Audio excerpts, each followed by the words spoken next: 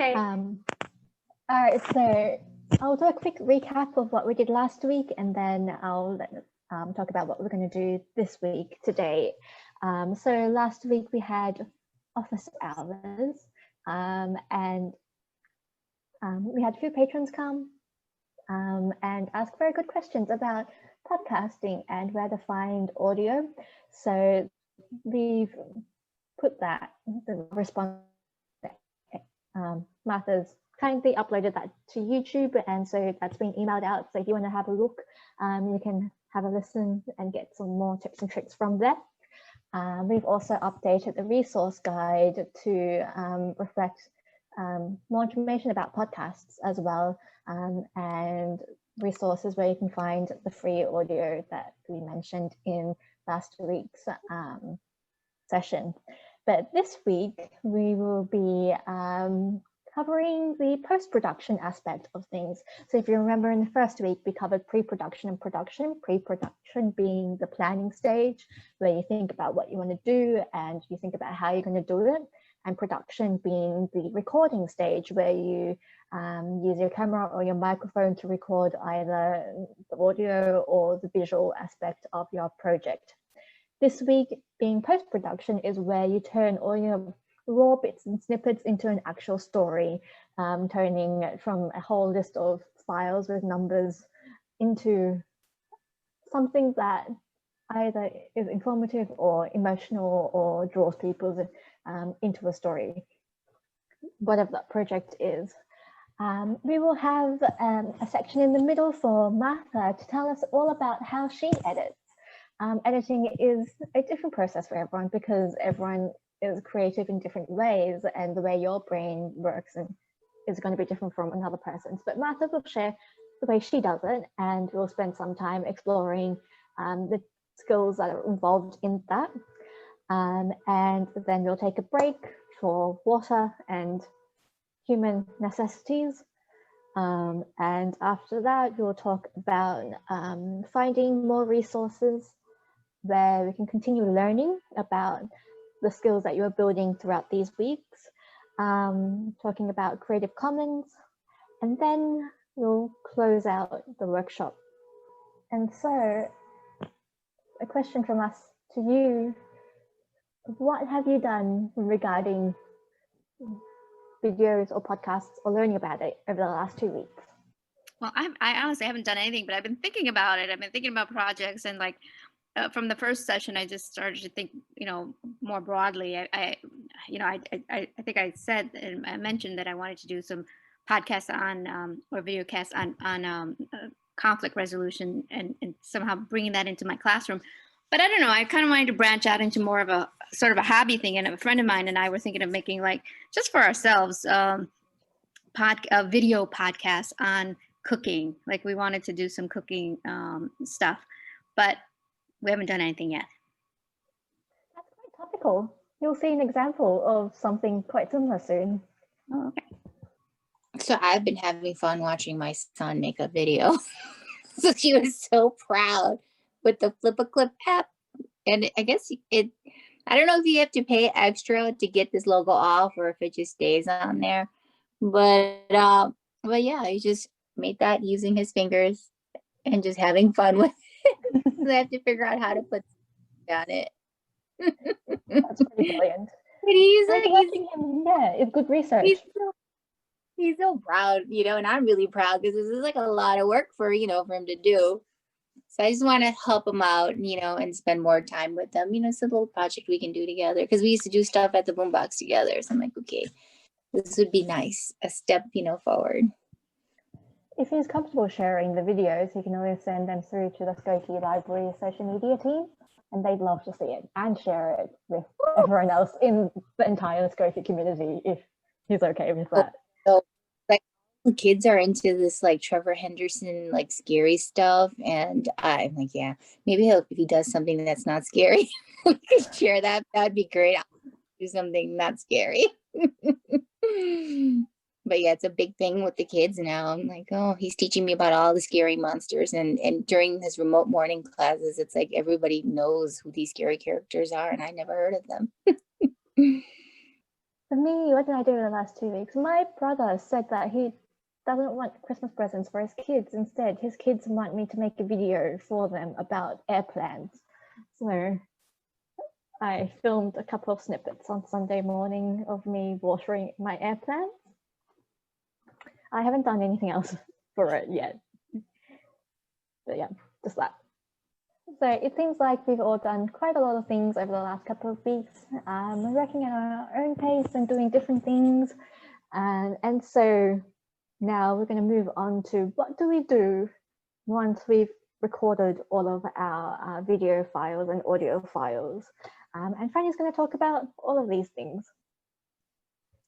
Hi, I think there might be a little bit of overlap between myself and Martha which is good because you get to reiterate some important points.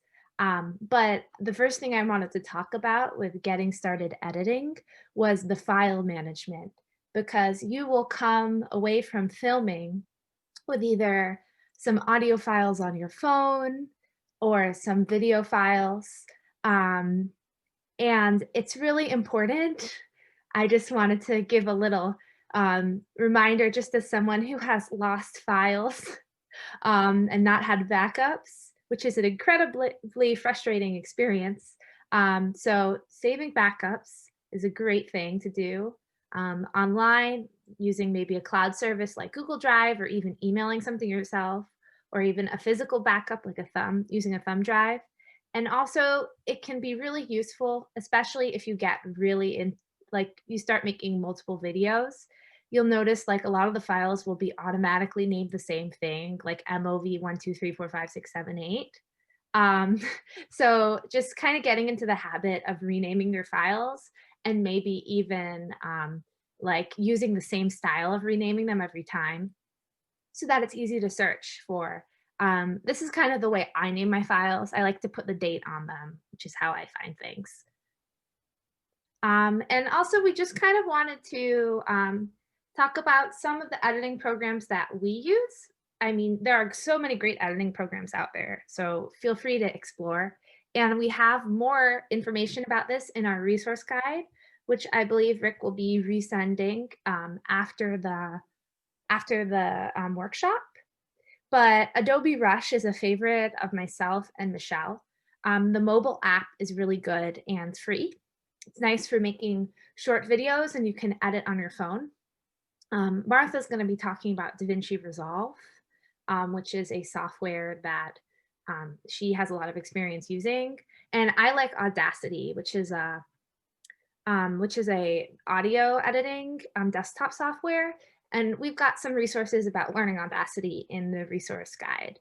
Then these are some of the popular paid programs. I just wanted to put them out there so you could just recognize their names. You can make great work even on the free programs. These are things that a lot of people who are doing this professionally, or very serious hobbyists might have. Adobe Premiere is something I've used at work. It's available through a subscription, so it's pretty expensive. I used it at a previous job. Then Elements is a sort of lighter version of that. Final Cut Pro is a software that's Mac specific, that's Apple. And then Adobe Audition is Adobe's audio editor, which has some advanced tools. And then I also wanted to get into a little bit talking about places to host your video or podcast. So, there are the private ways of sharing your video. If you're gonna, let's say, email your video to friends, it's good to make sure that you're using a common video format that most computers can open, like an MOV or an MP4, and keeping the file size around 10 megabytes. Some email services like Gmail can send up to 25 megabytes. And nowadays, because so many people use Drive and Dropbox, you can kind of get around this by using a Dropbox or Google Drive link, which is sort of a separate storage outside of email that someone can follow. But it's just kind of good to keep file size in mind if you're planning on sharing privately that way. Then there are video sharing sites, for instance, YouTube, where you can make a video private and only either people with the link can watch it, or you can specify who can watch it. Then the public ways of sharing your videos are, for instance, social media, Instagram, Twitter, YouTube is a big video sharing site, and also Vimeo is another video sharing site. And then I didn't really get into podcasts up here, but there are a lot of popular podcast distribution services where people listen. The ones that I think of off of the top of my head are Spotify and Apple Podcasts. And I know there are services you can use that put you on all of the platforms. Christine, is that the service that you use to get your podcast up? What was it called?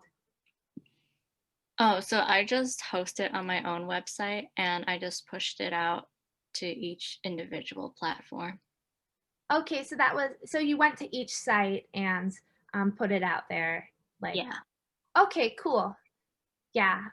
So I think there's also a way that you can put it on every site at the same time, but you know, there's multiple ways of doing it. And this is also something you want to think about before you start recording, because depending on which platform you choose to upload it to, you're going to want to have a different frame resolutions. So if you're going to be sharing your video on YouTube, then you will want to hold your phone this way. But if you're going to be sharing it on Instagram and the Instagram stories, you might want to hold it this way instead. That's something that you'll need to have in mind before you start recording the video. Yeah, just in case you didn't see Michelle's screen while she was saying this way, YouTube videos are landscape, so they're wider, and then something like an Instagram video or a TikTok video would be a vertical video, so like a portrait video. And that's really important. I think Martha's going to talk a little bit about how she plans to put her video on YouTube.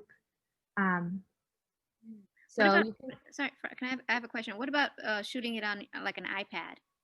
Yeah, that's a great question. iPads also have the option to shoot in landscape or portrait. It's basically the same as shooting on an iPhone. There's a something I see in videos. I don't know if I'm saying it right. KineMaster or KinMaster. Is that really popular for like making videos or editing videos? K-I-N-E Master. I haven't personally heard of it. Has anyone else? I haven't, but if it's something that you know works for you, then there's no reason to stop using it. Okay. Is it All an right. application or a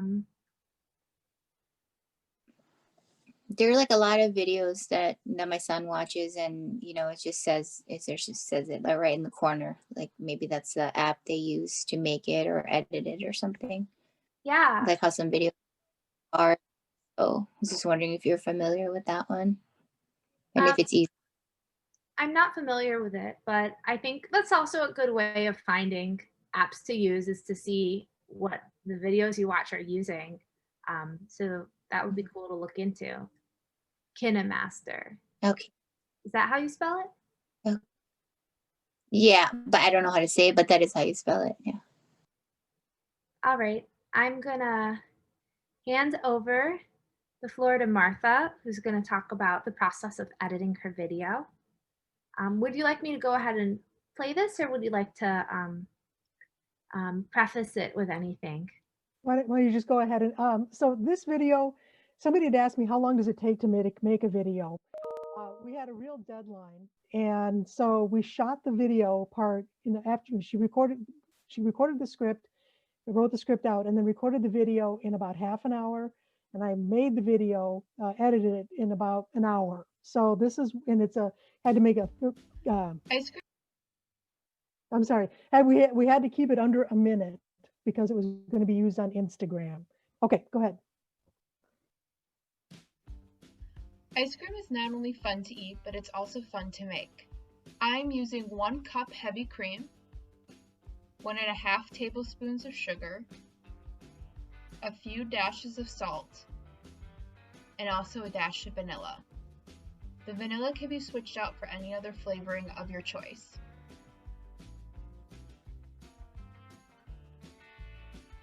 Air makes ice cream softer and creamier, so when I shake it, I am adding little droplets of air to the cream. You want to shake the container until you get a brownie batter-like consistency. Freeze for at least 3 hours or overnight.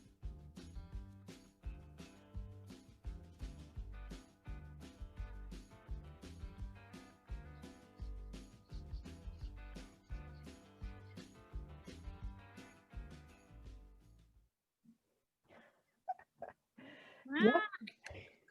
Yay. Okay, and that was Erica that was talking. And while Martha shares the screen, she may talk about some new words that might not come across in any other part of life.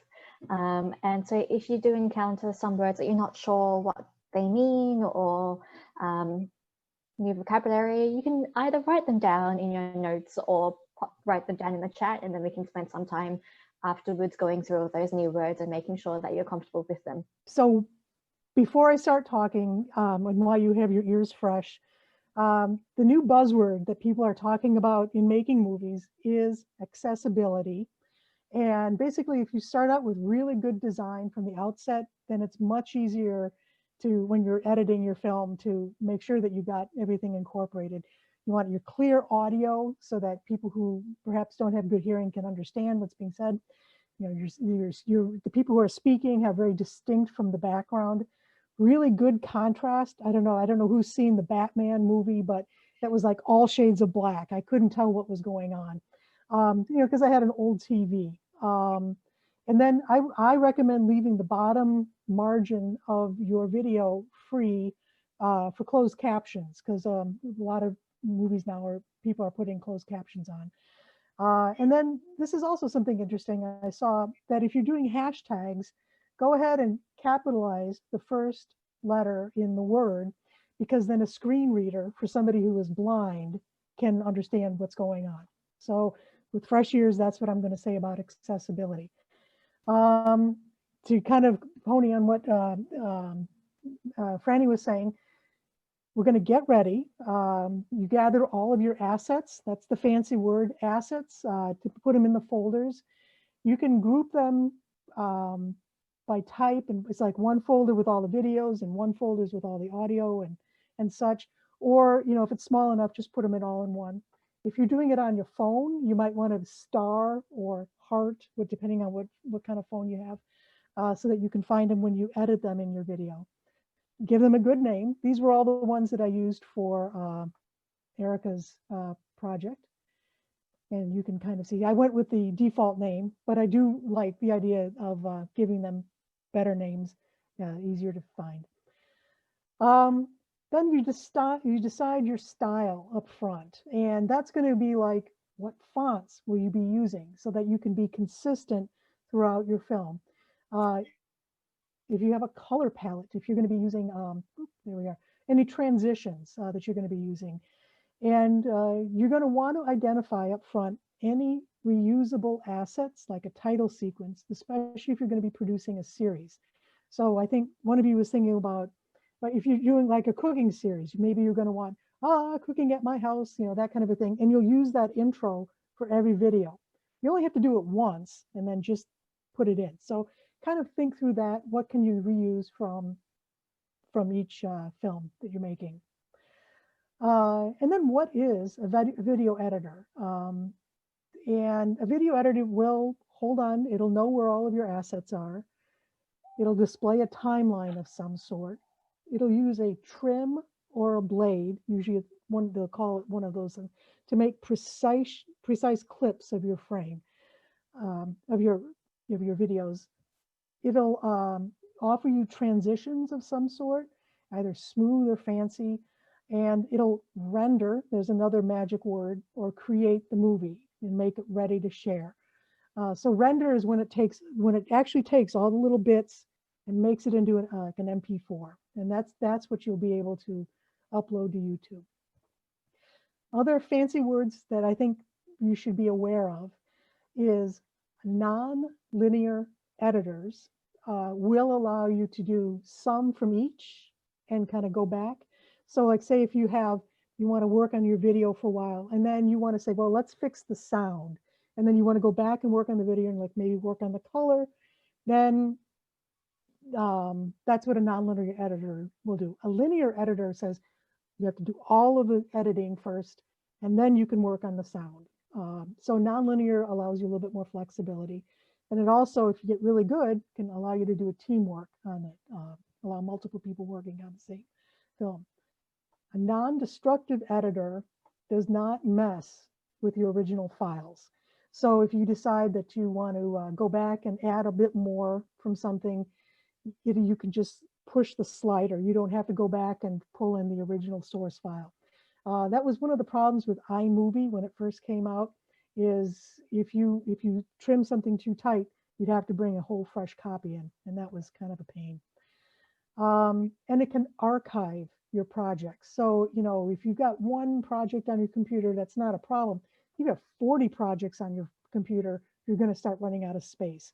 So you want to have a way where you can save off your projects to like an external hard drive. And then should you need to bring it back for something, you'll have it. So those are the three things I like to consider, you know, in an editor. I'm going to give you a nickel tour of DaVinci Pro. So this is DaVinci Resolve. This is version 16. Version 17 is out now. I haven't started playing with it. Basically on the left here, can you see my mouse, the little yellow pointer? Okay. You have a bunch of databases, and like I have personal databases of things. This is my work database. You can see all the friendly librarians are doing stuff. So then each database will have many projects, and each project can have many timelines. And that's just sort of a way of organizing my stuff. This is the media page. This is where you can put all of your assets in, and it shows the file locations. It gives you a thumbnail of this. You could call this a screen in the video world, especially DaVinci Resolve. They call it a monitor. And if you notice, you can play not only forwards, but you can also play backwards, which is kind of fun. And you can play the clips. So if you're like, okay, is this really the song I want? You can just do that. It'll also give you the detail. This is, 29.970 frames per second. I don't know why it's not 30 frames per second, but in the US, that's kind of the standard. So go figure. And then this is called the cut page. And you're beginning to see the timeline. So the cut page gives you two timelines. This top one is a view of my entire movie. So the whole 1 minute is there. The tan are the texts, things like the recipe where it says shake for 3 minutes. That's that. The blue is the video. And if you notice, it's continuous. There's no holes in my video. And then there's the sound, which is this one, or the voiceover. And then this is the music here. Okay. So the second one down here is a more zoomed in view. And you can see the playhead. Let's see, did I have, so it's kind of weird. The video playhead period starts, you can see at the 1 minute mark. And this is trivia, but I find it fascinating because a lot of the ways that they call things, that they do things, go back to analog, back to the days when they'd have like, NBC News, where, the news in New York with the network would pass it on to the news in Chicago. And they'd, do the 3, 2, 1. So they would say at the 1 minute mark, and then they'd say it'd be at the 50 second mark, would be when the handoff would start, and they'd go 10, 9, 8, as opposed to the -10. Do you understand what I mean? It doesn't matter. It's just got to do with the way that they used to. Your timeline will start at the 1 minute mark. And this minute goes 48 seconds, so it goes like 57 seconds. Very simple one. So this is the edit screen, and this is sort of the meat and potatoes of the program. Here's what they call the blade. And this is where you'll have your full video link and you can cut it. So say you can cut the video, you can cut the audio. So say somebody has a hiccup or a swear word, you can literally just, you know, trim it out and delete the stuff that you don't want, which is pretty awesome. You can do both the audio and the video, or you can unlink them and do just one or the other. This is also where you would be able to put in text if you're doing a recipe type of thing. Yeah, then you can see the audio. Here's the music. You get a little bit better view of the sine waves and such. Okay, some generic editing terms. I just want you to be aware that these exist.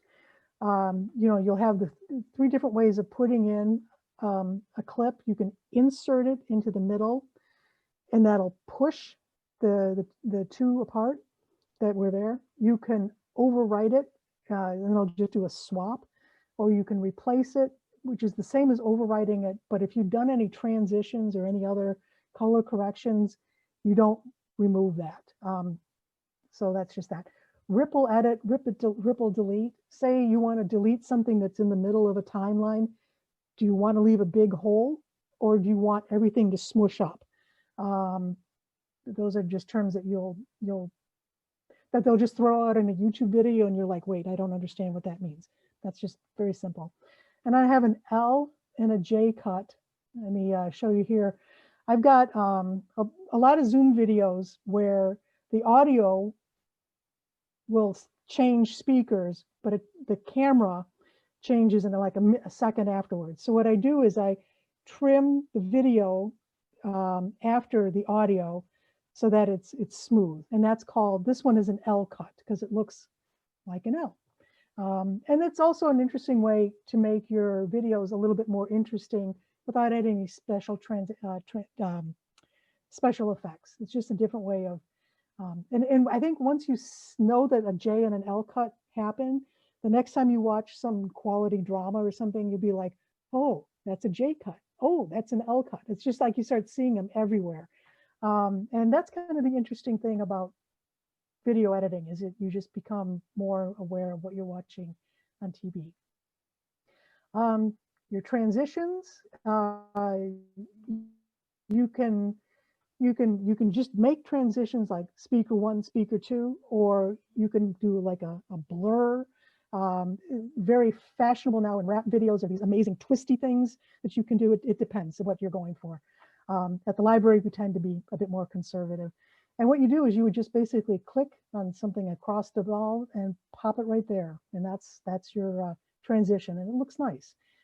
You can put transitions on for audio, which sort of fades the sound. And I'm sure Franny knows a lot more about audio transitions. One of the last is timing, is that you can, if you use photos, you want to be able to make it last them. The default is would be 1 frame. So that's not very useful. So you can stretch it out and have a photo be used for 10 seconds. And I don't know if you remember Ken Burns, you know, he do all the Civil War history videos, and he would use a lot of, you know, your sepia tone photos of like Lincoln, right? And then he would make them zoom, and it would give a bit more action to the video than just using a static image. So you can, iMovie calls it the Ken Burns effect. There's a lot of, most applications have it. DaVinci Pro, they use it, call it dynamic zoom, and just ways of doing motion. Speed ramps, that's another fun thing, is like if you want to, the video that I showed you was 57 seconds, and when she was shaking the thing, I could take a picture of her shaking the thing for 30 seconds, or I could just squish it down and compress it into like 5 seconds. So I used a speed ramp, retimed it, and then speed warping is when you do slow motion, and it's using AI, which is kind of cool, to create new in-between frames. So you can make things slower, you can make things faster, and have it look good. And then, let's see, your text. So you can control all your fonts, colors, your size. That's all just like if any word processing app. But you can also put in a drop shadow, which kind of separates it from the image below. And so if you're going to be doing things like recipes, I'd see what looks good, see what looks normal. Consider that you're going to be, your viewers will be watching it on a phone or they'll be watching it on a computer. So you want your text to be a big enough size that you can read it, small enough that it doesn't just take over your real estate. You can also do animated text. I don't know if you've seen like on down here where you know just sort of swoops in, swoops out. And that's a really nice way if you're going to be introducing a new speaker. So you can have static text and then animated text. Very briefly here, there's something called the Fusion page, and that's for special effects. I have not played with this much, but it does do green screen, what they call chroma keying. You shoot the video against a neutral color background. Usually it's that horrible lime green. And then in the program, you say, okay, give me this color and let's put an alien background in the back. Or let's make a wheelbarrow fly. And it's all done through these nodes. And that's about all I'm going to say about that, because I don't know. You can do color correction. I do the white balance. I know that my little ceramic dish here is white. So I take the eyedropper and I click this. I say, this is white. And then it got rid of all the yellow in my film. In a lot of YouTube people, they say that their teeth are white, and then all of a sudden they have like a beautiful whitening teeth. So it's pretty funny. But you can change the color. You can lift the shadows. It's quite nice. And then this is the audio page. They call it Fairlight, and you can do a voiceover. So say if you have a how-to video, you can do, you put your external microphone and you can do a comment on the video. Some people use this instead of Audacity, but I've not had any experience with it. And they do have noise filters. So if you have a big truck rumbling around in the background, this will clean that up. And this is the deliver page. Okay, this is a word you need to know. Render. Rendering is like I said, that's when it takes all the assets and actually creates the file that you're going to be putting up on YouTube. And rendering can take a long time. You're like, okay, this is a 1-minute movie. How bad can it be? But every time you put text or transition, it makes it that much more that your computer has to manage. So if I were to say a 1-minute movie could take 15 minutes to render, that would not be extraordinary. And, especially if you have an older computer, but everybody complains about it. It's just how it is. And proxy is a way, if somebody gives you a lot of big files, it can handle that. But yep, does that. My other gift to you, this is my experience using YouTube tutorials, because for some reason that's just where everybody puts stuff, is to be very precise for your search terms. So I use the name of the product. I should have included 16 because that's what I was using. And then the keywords. And then I will also go into the tools and I'll say, just give it to me for the last year, because sometimes the versions get upgraded incrementally.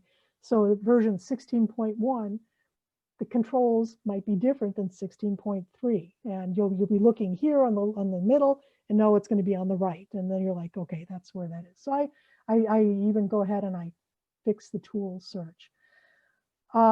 If you find a really great tutorial that explains something that you're going to run into again, go ahead and make your own playlist, because you might go through 20 videos and you're like, no, it's this one that's perfect. So go ahead and make your own playlist and like them. Skip the graphic intros. For some reason, movie makers decide that, a 20-second introduction of spinny things, I hate those. And then go ahead and watch the videos at fast speed. And if you look on the very right-hand corner on the bottom, you'll see the little gear wheel. Click that. Click on the default is 1, and then go put it at 1.25 or 1.5. And that way you can, avoid the it just makes it faster. And if you have any questions over the next few minutes, feel free to pop them in the chat as well. But we might spend some time reviewing. We have put together some of the keywords that Martha mentioned in the chat box. Some of them include effects. Wait, let's scroll up. Assets was the first one that we put down. Timelines, the blade tool, which is also known as the cut tool, or if you're using an app on your phone, it's also known as the scissors tool, which is also similar to the trim tool, but not quite the same, because the cut or the blade or the scissors just makes a single cut, whereas the trim actually removes things. We defined twisty things, we defined effects, and we spent a bit of time, and then color correction. Are there any other words that you encountered throughout the last couple of minutes that you're not sure about or that you want us to go into more detail on? Martha, we have a question in the chat. Would you say that DaVinci Resolve is beginner friendly? Yes, in the sense, well, I started doing this in March, and I would say by June, I was like, yeah, I can make a video. I have a very high pain level, so I don't know, if that's for everybody. I did, find like 2 or 3 videos. I did one of the lynda.com classes, and I'd done iMovie, so I kind of knew like what a timeline was and things like that. I think that you can get to like, oh, I made something easily within a week if you do like an hour a day and you sort of, you have just a very simple video components to make into a movie. I think that would be something I'd say that most people who, if you know how to open a file, save a file, sort of have a vision for how you want your movie, I think yes, it would be for beginners. You'd have to also know how to download it from their website and install it. So if you've not done any of those things, if you've not installed programs on your computer, probably not. That's, but I feel comfortable doing that. Yeah, and I mean, an hour every day for a week is a kind of a big commitment. So I would say another option is to instead start by using a sort of lighter program, like for instance, Adobe Rush, which has the same features because all of these tools cross over between video programs and audio programs. They all use timelines, cutting, things like that. So maybe if you started with something lighter, like for instance, Adobe Rush, which you might be able to get in maybe an hour or so, after watching a couple of tutorials, after familiarizing yourself with that app or something, or a different tool, you might be able to then move into something a little bit more advanced, like DaVinci Resolve, with more comfort with the layout. The one thing I will say about DaVinci Resolve is that when Martha showed us the color correction, to me, at least personally, those tools looked very intimidating. And I want to give a preface that DaVinci is a great video editor, but a lot of professionals use it for color. So that's why the tools are so complicated for specifically color in DaVinci. In other programs, you can do color in a lot more simpler ways. Like there's an easier to understand layout for it. So you don't need to necessarily learn how to read those light charts just to do color correction. Yeah, and that's why I just sort of stuck to the white. If you can identify something that's white, then you're pretty good. Yeah, I would agree with that. I think, in Adobe Rush, actually I played with it. I think it's pretty fun. I think you'd find a lot of success with that. I guess there are a few different elements which determine whether a tool is beginner friendly or not. One of them is how intuitive it is. So because DaVinci does have a lot of different buttons and so many things you can do, you do have to spend a lot more time looking up and what exactly does this button do, what does that button do. Adobe Rush, on the other hand, it is an app on the phone, so it's quite minimalistic, and you can do a lot of things just by dragging your finger around instead of and it is designed to be a bit more intuitive in that sense. The other aspect that determines whether a program is beginner friendly or not is how many resources there are out there to help you with it.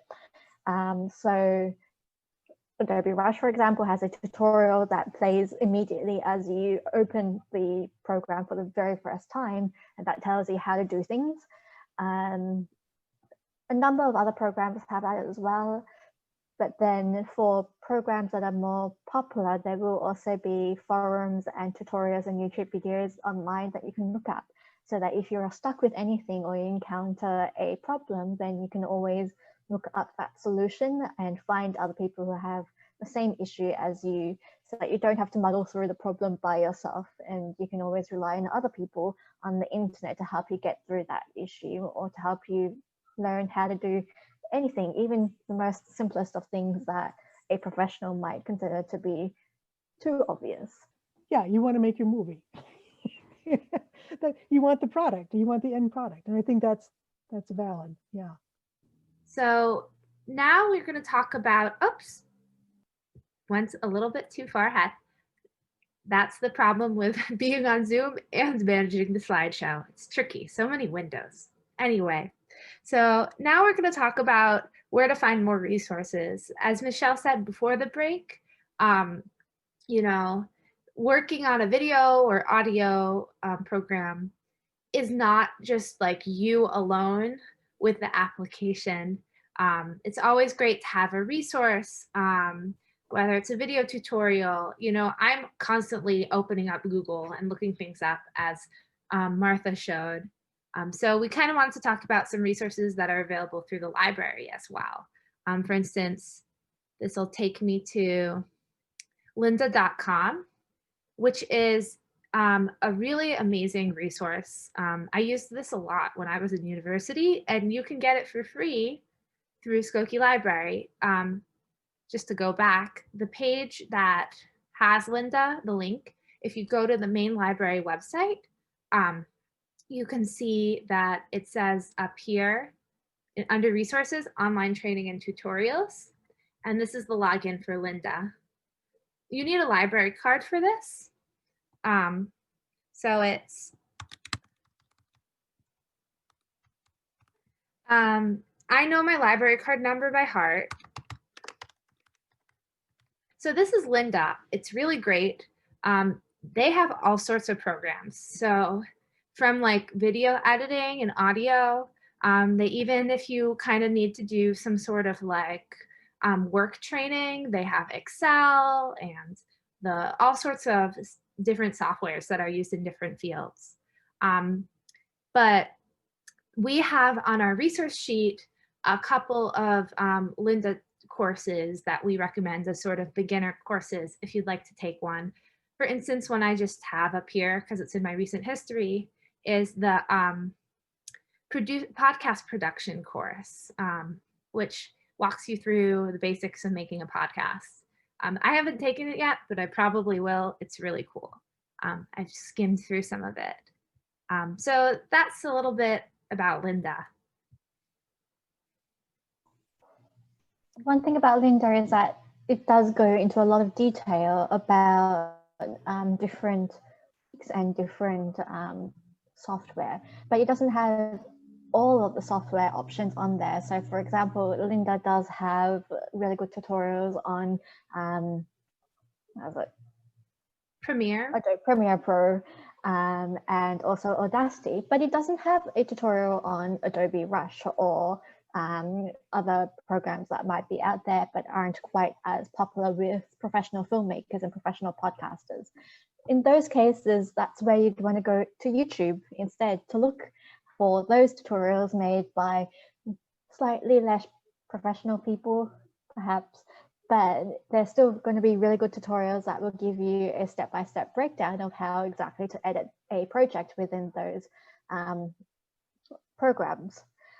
One of the reasons why we spent so much time emphasizing the vocabulary and the words that Martha used when she talked about editing is because that's going to come in really handy when you decide that you need to learn a new skill or you're not sure what you need to do within a particular program.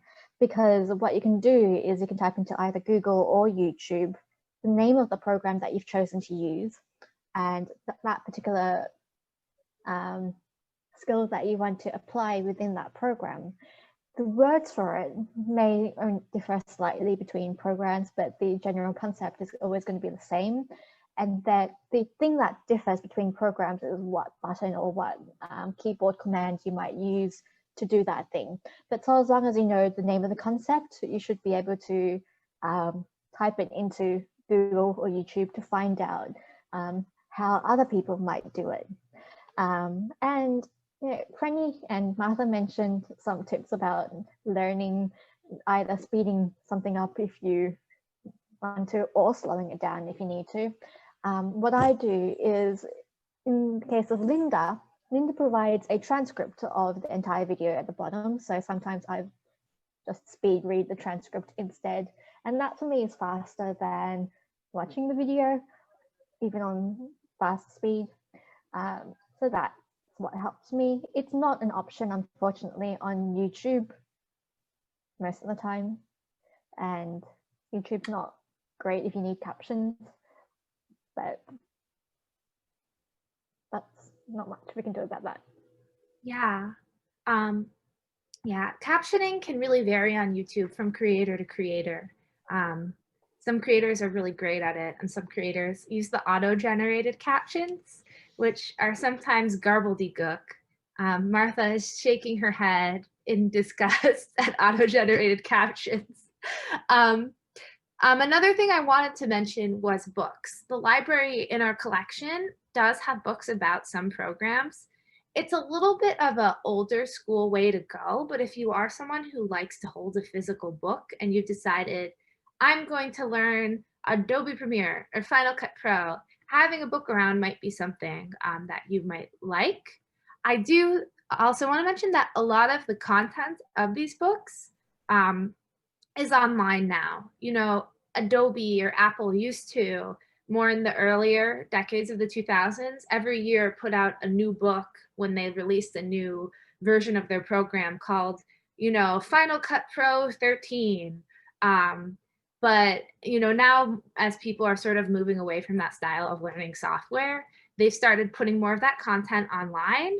And oftentimes a lot of it has videos. I know the Adobe website has a lot of video tutorials. So sometimes going to the website of the app is a good place to find things. Blogs are a different place. It's just sort of sometimes it's like if you want a written how-to, people will sometimes use their blog to give you sort of step-by-step in something. And then I think Martha might have something to say about forums because they can be very useful. A forum is a website where basically you can ask questions to other people with a similar interest as you, like for instance, in this case, it's video or audio editing, and everyone can see and have a conversation about that thing. So this can be really great sometimes when you have a specific question and you, or even like a weird glitch that's coming up in something and you want to get an answer about it. Two of the forums I know and like I've used the most are Reddit and Stack Exchange. But I know some apps have their own dedicated websites where people have made a sort of informal forum. Can I mention also forums can be really good places to say, hey, I saw this really awesome skateboarding video. How can I do that in this product? You know, like how can I do it on Adobe Rush? You know, and they'd say, oh, well, you need this transition and you need to, you know, they'll kind of give you a step-by-step way of achieving the same effect of something that you've seen. So that can be inspirational, I find. The only thing with forums is that because they are a public community and they're not always very stringently moderated, sometimes people can be very mean. Yeah. You meet nice people who are helpful, but occasionally you will get, you will see people being a little nasty. Yeah.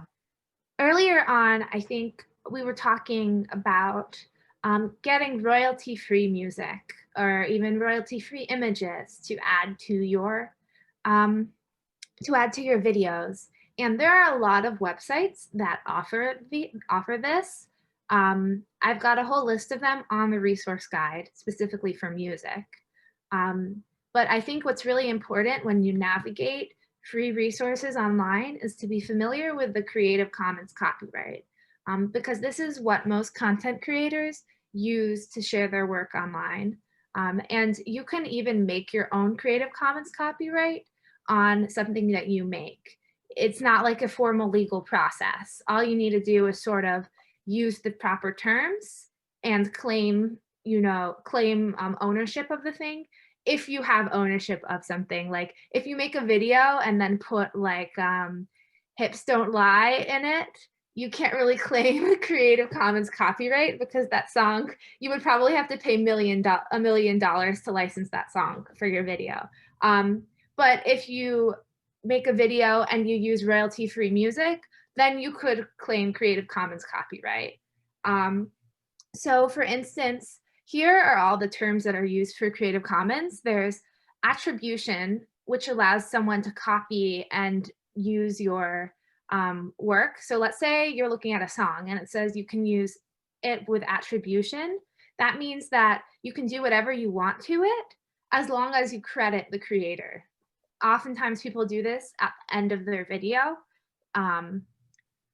If you see it says no derivative works, that means that you could use this song in your video, but you can't cut it in half or take out any parts. The creator wants the entire song to be used and not to be edited.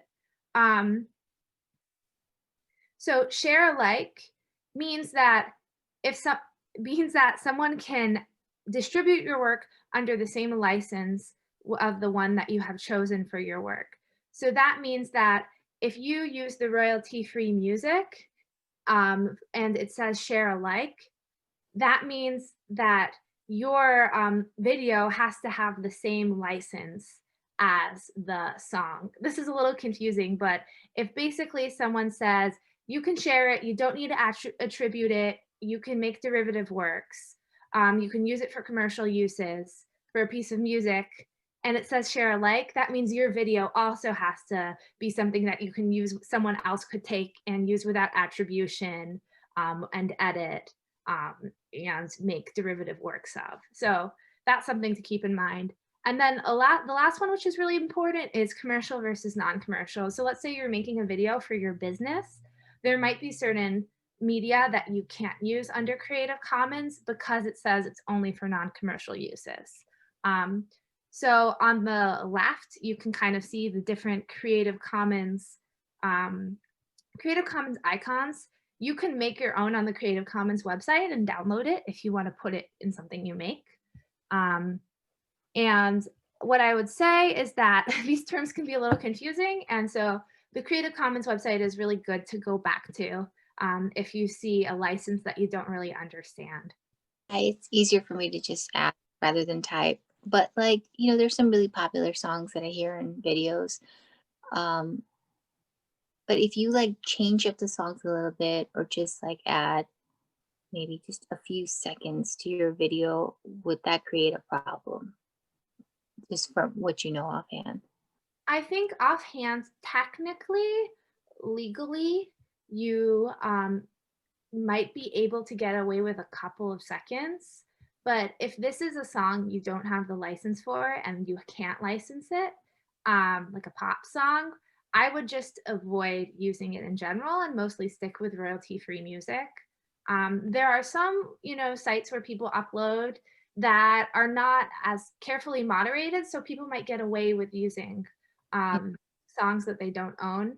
But especially with stuff like YouTube, a lot of creators who will upload and sometimes make money off of ad revenue.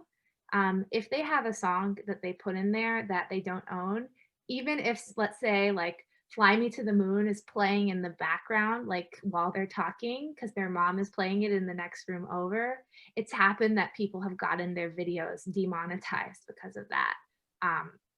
So, I mean, different people take copyright more or less seriously. I mean, it's very common for people to watch, pirated movies online. So kind of in the online world, different people do different things. But I think for videos that you're uploading online, it's using royalty-free music is pretty easy because there's a lot of great resources for it. All right, It thank also you. depends on where you're uploading and what you want to get out of it. So for example, if you do want to monetize your video and get paid for your video, then obviously you can't use any copyrighted music. But if you don't mind that you're not getting paid at all, then technically, even though it is not allowed legally, technically on the side of things, YouTube does have agreements with the major music companies that you can have some copyrighted music there. It's just that the music companies are going to get paid, not you. And it's just a workaround that YouTube has created with the music companies. That's not really a legal thing, but it's just a workaround that's there to make life easier for everyone. Oh, thanks. I didn't know that. That's really good to know. So I guess like if you are making a personal video, YouTube might be a place where you could upload it and use the song you want to use. The main resource that we can give you is the resource guide that we've put together. And that has a whole load of places that you can go where you can learn more in depth about all the different topics that we've covered over the last couple of weeks, from pre-production, planning project, and post-production, the editing of your project.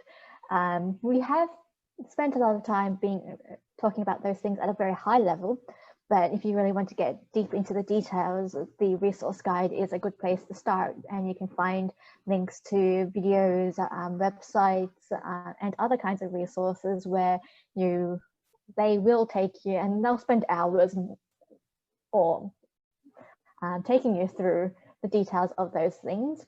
In the resource guide, we've made sure to mention whether that resource comes from, oh, bye Nina, whether the resource comes from YouTube or Lynda or is a web page, and how long it will take to get through it. So you can pick and choose which one you want to use based on your own needs. And in the resource guide, we have also mentioned how you can organize a one-on-one appointment with the library and library staff to get detailed help on a particular issue that you might have, or even just a one-on-one tutorial on how to do something. And Martha's in that team of people who can help you one-on-one with video editing. Other places, you can email us directly if you want to. And we've also sent through in the emails links to the video recordings of all of these sessions, so you can rewatch them if you feel like rewatching them. Yep, or share them with anyone else who wants to see. Yeah, so I mean, if we are sort of closing up right now, I sort of wanted to present the closing question of, what we've already talked about this a little bit, and I'm really thankful to have gotten to learn about everything you all are doing. But what sort of future project do you have in mind? Like, I can share first. I'm thinking about making a video for work because I'm making a blog post for our our kids science boombox blog about making paper. So I'm hoping to be able to, if I have time, make a video about making paper out of cucumbers, which you can do. Yeah, so that's my future project I'm thinking about. I'm going to be making a video, Food Science for the Win, on stew. Very exotic. I had looked over the resource list that you had emailed us before these sessions had started, and I thought it's packed with a lot of good, links, and looking forward to just exploring all of that before I get started. I'm not tech savvy at all, so I would need to start at the bottom and work up and get my homework in first. And then if I have any questions, I'd love to, schedule a one-on-one with one of you ladies. And thank you so much for all the wonderful tips. I learned a lot. Thank you. Looking forward to seeing what you create. Yeah, thank you so much for being here. And Christine, when you get more episodes of your podcast out, share them with us and we'll have a listen. Awesome. So I think unless anyone wants to hang out and ask a question, if something popped into your mind, because we have 3 more minutes, that's a wrap. Thank you for coming, and feel free to go on and enjoy the rest of your evening. Bye.